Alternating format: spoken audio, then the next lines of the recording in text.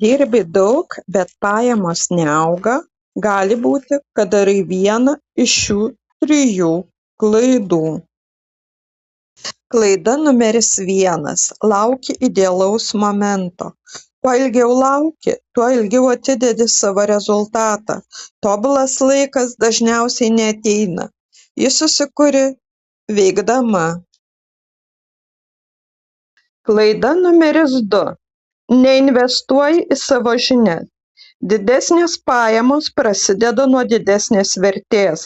Mokymasis ir įgūdžių ugdymas yra investicija, o ne išlaidos.